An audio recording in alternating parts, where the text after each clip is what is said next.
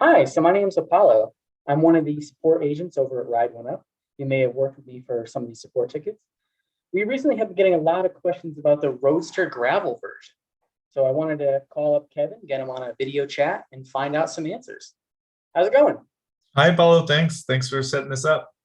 Yeah. Thanks for jumping on with me. I know people are curious to find out about the new bike. So there's going to be some differences. It's got to be a little bit different to go off road and to do the gravel roads. I know the gearing is going to be different. Can you tell us a little bit about that? Yeah, we'll be using a 63 front chainring and a 22 tooth cassette. So it'll be a 63 by 22 as opposed to um, our other Roadsters, which will be a 6620, I believe. Now I need to pull it up to make sure I'm not going off memory incorrectly. But anyway, it'll be a lower gearing. And some of the thought behind that, there's two things. Gates, that's what they could provide us at the time. And we wanted to use a Gates belt for this model. But also we wanted to do a little bit lower gearing. One comment or kind of complaint for the regular road version of the Roadster is that the gearing is a bit high, which is good if you want to cruise and pedal and actually apply pedal assist at higher speeds. If you want to be going, to be able to go 24 miles an hour, and there's no real way on a single speed to be able to go 24 and then not have it be a little bit difficult to start out. So you can kind of offset that by cranking up or turning up your pedal assist when you're at lower speeds, and you're just going to have a little bit of a slow start. Now, the thought on the gravel Roadster or the Gravelster is to have a little bit of an easier time at lower speeds, just picking up. So if you're doing more hills, more up and down, more terrain, you're probably not going to be cruising at 24 as much, and you'd like to have a slightly lower gear ratio, and it's just going to be a little bit easier to tackle hills and starting out. So it's not a huge difference, but it's going to be more similar to other single speed bikes. So it's just slightly lower gearing. So that will affect your top speed though. So you'll have a slightly lower top speed on the gravel version versus the road versions. The road versions are more for, flatter surfaces, longer distances, and you want to get somewhere fast. Gravel Roadster, you possibly, you can still have a lot of the same features, but it won't be quite as fast, and it will be better for hills and, starting out. Yeah. I mean, for me, I do a lot of gravel riding, as I've told you guys about. And I think that does make a lot of sense, right? Like having a little bit lower gear, if you get in some like sand or something funny, it's a little bit more capable. So that's a great upgrade. Plus with the wider tires, it's going to be nice having that lower ratio. Yeah, definitely. The Gates is exciting. That's a very robust system. It's such a cool upgrade. I'm glad we were able to incorporate that. Yeah. I mean, I still like our stock belts, but it's a better looking belt too, I think. I mean, the CDX drive on there is a little bit better looking, and it's got the blue accents on it too. So I think the final edition will look pretty cool. Yeah, it's pretty cool. It does come in red too. So yeah, and then we switched tires, which is the other big difference. Of course, most people will notice, especially because we went for the brown or the tan sidewall. So that makes it obviously stand out a little bit more. But yeah, there'll be the WTB Resolute 42 millimeter wide or 700C by 42. So it'll have a lot more width, which will make your ride, especially on rough terrain, a lot smoother. I've ridden the regular Roadster tires, the stock Kenda, like K-West, on like grass and trails and stuff. Just, why not pushing it to the limits? And it's obviously been a little bit bumpy and a little bit more rough, and this will be so much smoother.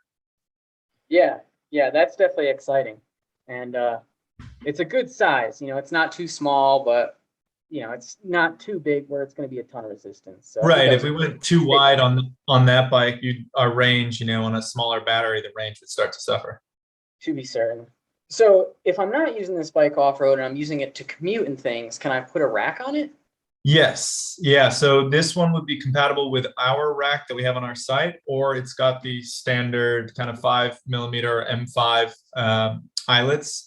And you could add one of the commonly available Amazon racks, and you'd be able to kind of adapt or install that pretty easily. It wouldn't require anything extra. So you could just order one of those, ready to go. Yeah, sounds great. It's going to be pretty versatile. Yeah, Um, so similar in weight, or do you think it's going to be more? What do you think maybe about it? one, yeah, 1 pound more than the Roadster. And a lot of that is the disc brakes, and then a little bit more with the rims and tires being a little bit wider. Yes, yeah, and we're going for mechanical disc brakes on this. Yeah, mechanical disc brakes, Tektro, Nice. similar to the 500 series. It's had good stopping power. Um, we're For just sure. going disc over rim brakes for it being that kind of more all-terrain sort of, or at least trail off-road bike.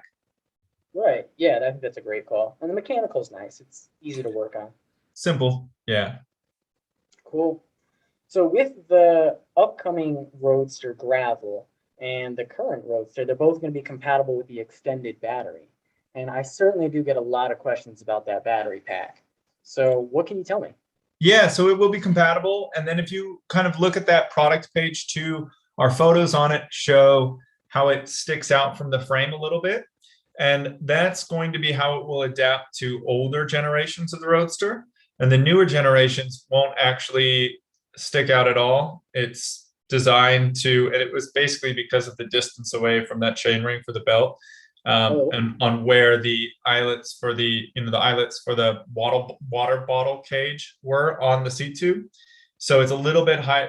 We've moved them a little bit higher up, so that extended battery pack that you mount on there will now mount directly to the seat tube, so it'll be a little bit more flush. But yeah, it'll be compatible with both.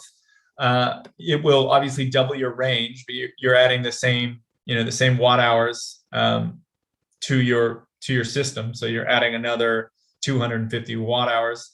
So now with that pretty efficient bike, it's already a really efficient bike. You're going to be you'll have 500 watt hours instead of 250. So you could expect 40 to 60 miles of range if you're an efficient rider. If you're one of those people that's not on pedal assist 5 all the time or climbing hills on pedal assist 5 often.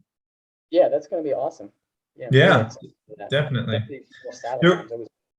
yeah, and there'll be some things to learn as one of those owners of that add-on battery pack. When they'll charge independently, they will balance independently, because it has its own BMS. But when if you have one charged and the other not charged, obviously the bike will be drawing from the battery that's fully charged, but it will also show you on your display full charge if one of the batteries is full charge. So you'll kind of have to recognize or remember which batteries are charged. So the way it would work is if you have one at 70%, one at 100%, you just charged it all the way. The bike will draw from the 100% charge until they both hit an equal state or an equal voltage. So you'll draw from it until they're both at 70%, and then it will draw equally. Oh, that's interesting. Okay, that's good to know. Yeah. So they will discharge evenly, but if one's at a different level because they're charging independently, then it will show you the higher of the two voltages on your display, and it will drain from the higher of the two voltages. So you're going to maybe have some range variation in thinking, oh, I didn't get 50 miles, or this isn't as much as I thought it would be, and it could be possibly because one wasn't fully charged, but your display still showed you as full charge. Makes sense. Okay. Yeah, so just be a little mindful about charging both, either equally or, just discharging. Makes Yep. sense. Yeah, but there should be, I mean, that's a lot of range really for how efficient that bike is. 500 watt hours will be a lot. For sure. Yeah. And if it's 40 to 50 miles, that's, a number of hours in the saddle. So I think, Yeah. they'll get Yeah. it You'll done for a probably lot be of tired by people. then. Yeah. More Yeah. if it's not for everyone, more if you're doing courier, type deliveries maybe, or you're trying to trek somewhere like you do out in the woods. Sure. For sure. Well, hey, thanks. I think that's all we have for right now. I'm sure we'll get more questions as we get closer to release, but thank you for taking the time today. I appreciate it. Perfect, Apollo. Thanks for setting this up. I appreciate it. Yeah, man. Take care. All right. Bye.